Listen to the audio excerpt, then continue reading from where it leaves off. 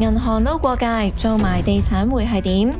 成個地下咧批檔咧已經係跌晒落嚟，呢啲位置咧冇理由你話咁樣嚟去交樓嘅，業主望到咧呢啲就唔係咁開胃。Hello， 大家好，我係 Holly 啊。今日咧我哋會去到吉捷啦驗樓㗎。咁就咁睇個樓盤名咧，個寓意就非常之好啊，有3個吉。但係驗樓結果咧就唔係咁如意啦，得37分。嗱，唔單止唔合格啦，仲係我哋驗收過嘅單位入邊最低分一個喎。咁究竟個收分位出咗喺邊咧？就一齊入屋睇睇咯喎。嗱，大家有咩睇法都可以留言話俾你知，有機會獲得界飛禮券。另外咧，喺開始之前都記得 subscribe 入 Boss 嘅 YouTube channel 同埋撳埋隔離個鐘仔啦。坐落堅尼地城嘅吉捷係由上海商業銀行大廈同埋附近嘅舊樓重建而成。咁單棟式嘅設計，提供173伙，涵蓋開放式去到3房間隔。咁發展商上海商業銀行唔多起樓嘅經驗，樓盤喺舊年6月開賣。根據我哋嘅28 House App，到而家累售大概100伙，佔總伙數近60%。項目距離堅尼地城站得大概3分鐘步程，加上唔少單位都有海景，先天條件唔錯。驗收單位嘅業主張生就係睇中呢度嘅海景而入市。即係同區嗰陣時都睇過好幾個樓盤嘅，近幾年應該都係得呢個樓盤係全新又有全海景咁樣咯。而家收到樓見到個景觀啊，各樣嘢其實同你哋個期望有冇唔同咧？個景觀都好滿意嘅，係啊，因為冇遮擋咁樣啦，同埋佢個廳比較闊，咁就真係望到好闊嘅海景。如果有啲乜嘢嘅，即係同我哋期望有啲咩差別，或者佢啲手工，或者會覺得佢可以做得好啲。張生喺舊年6月買入吉捷嘅兩房，雖然嗰陣樓市已經跌緊，但係單位嘅樓價仍然去到1461萬，用524尺嘅實用面積計，維翻每一尺超過27,800幾蚊。齋睇吉捷嘅外觀，灰色外牆加上橙色線條做點綴都幾特別㗎。但入到嚟大堂又或者係走廊，我自己就覺得唔太似住宅，反而就似商廈多啲。單位向北，一打開大門就係一望無際嘅海景。咁相比同層嘅其他單位 ，A 室嘅海景就係最廣闊，啱啱好避得開兩邊嘅舊樓。只要高得過前面嘅消防局，近至卑路乍灣，遠至昂船洲都映入眼簾，個感覺就好似置身海中心一樣。而喺呢一大幅嘅玻璃幕牆上面，康 Sir 同埋驗樓團隊就發現玻璃欄有影像扭曲嘅情況，需要更換，而玻璃膠就有窿，需要填補。單位咧就係一個橫廳嘅設計啊，所以咧傢俬擺位都可以有兩種。咁見到咧呢兩邊牆身咧，其實都預留咗接駁天線嗰個掣口位啦。咁所以咧第一種擺位就係將個電視機櫃擺呢邊，咁跟住梳化咧就係背向窗口位擺啦。咁第二種擺法咧，我自己就比較中意啊，就係個電視機櫃擺呢邊牆身，咁梳化咧就至中擺。咁嘅話咧就坐喺梳化都睇到海景啦。連埋開放式廚房咁計，成個廳有大概220尺，樓層高度有3.1米，做埋假天花同燈槽，喺一般新盤嚟講算係比較少見嘅設計。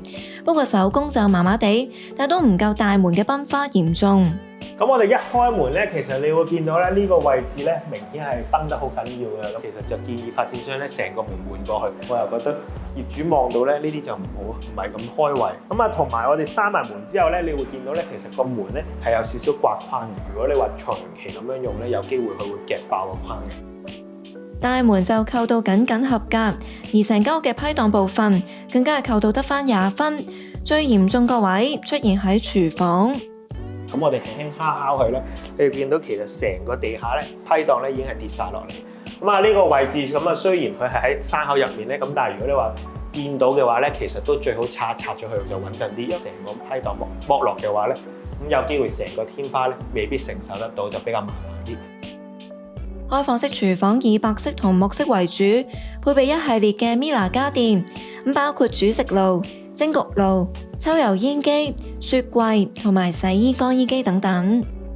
上下兩邊嘅廚櫃有櫃桶，亦都有層架，有一定嘅收納容量。但係康 Sir 就話有個位置睇落就好似未完工咁。我哋一打開呢個吊櫃門啦，咁我哋就望到入面咧，其實咧佢係冇裝到任何生口板或者遮醜板嘅。咁我哋一望落去就會見到煤氣喉喺度。咁啊，雖然可能係發展商咧係想俾個業主容易去開關個煤氣啦，咁但係咧你會見到其實入面呢啲位置咧咁肉酸嘅話咧，其實業主係唔會收貨。咁啊，你會見到其實呢度咧佢哋本身都開錯晒窿啦，仲有啲批檔咧係有裂啊有爛嘅位置。如果你話就咁加翻塊生口板遮佢咧，其實都可以做到噶啦。咁發展商就有回應講到，當中設有電箱同埋煤氣開關手掣嘅櫥櫃，未有設置層架，係為咗方便業主開關使用。不過對於業主嚟講，可能就唔係咁美觀啦，但最多都係扣印象分。廚房另一個比較嚴重嘅失分位係嚟自工作台面嘅石材。而家咧呢個櫃台石咧面頭係裂晒㗎啦，咁我哋摸落去咧係有少少崩邊嘅。咁啊，再望落去細心啲望埋呢個企身呢個位置，都係有條裂紋嘅。如果發展商可以嘅話咧，就成個櫃台石咧換咧就會比較好啲。咁啊，換呢件櫃台石咧，其實都比較複雜麻煩嘅。咁首先我哋要掹開晒呢啲爐頭啦，拆埋呢個水龍頭啦，分分鐘呢個星盤咧都要重新再擠個膠試個水嘅。單位如果係用開放式廚房設計，除咗要裝煙霧感應器同埋灑水系統之外，咁若果廚房個位係比較近大門嘅話，仲要裝多一樣防火設施。客廳同埋廚房中間咧就突咗埲牆出嚟啊！嗱，望落有啲礙眼，但係因為佢係防火牆嚟㗎，所以記得唔好拆啊！咁跟住就轉睇寢區啦。A 室唔單止係同層景觀最靚嘅單位，咁亦都係最大嘅一房，有2間房由走廊貫穿。咁通去寢區嘅走廊咧就唔算好長啦，但係咧其實佢就彎彎曲曲咁樣，咁所以咧如果要搬一啲家私入房嗰陣咧，咁可能難度都會高啲啦。先入嚟睇主人房，同客廳同向，有一大幅嘅玻璃幕牆，連埋側牆嘅窗，唔單止可以將外面嘅海景引入室內，更加可以增強採光度。不過就覺得呢一個22尺嘅露台擺返出廳會好啲啦，因為間房始終唔夠個廳大，多咗個門口位就要預留返通道出入，咁變相就會局限咗家私擺位。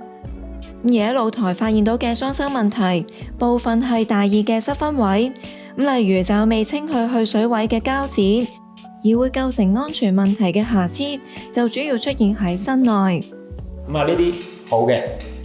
咁呢啲咧其實就係代表空心嘅位置啦。咁啊，呢啲空心批檔如果唔整嘅話，有機會佢會惡化。咁如果惡化嘅話咧，就有機會成個批檔咧會甩落嚟。話呢啲咁大範圍嘅話咧，可能半個天花或者成個天花咧就要拆晒去再做過啦。除咗主人房、客房嘅批檔都有呢個情況，要重做嘅唔單止係天花，地板都要。首先你會見到好多地板咧係有鬆啦，有色差啦，同埋有地台斜嘅情況。咁啊，同埋個別有啲位置咧係有大細邊嘅。咁呢啲地板咧，我建議發展商咧要重新再做過啦。若果業主自己驗收嘅時候，都可以來回咁樣踩下牆邊嘅地板，去測試一下有冇鬆。咁至於大細邊，亦都有方法可以自己驗到。咁啊，我哋攞個0.5mm，即係好似類似信用卡嘅大細，咁啊攝一攝佢。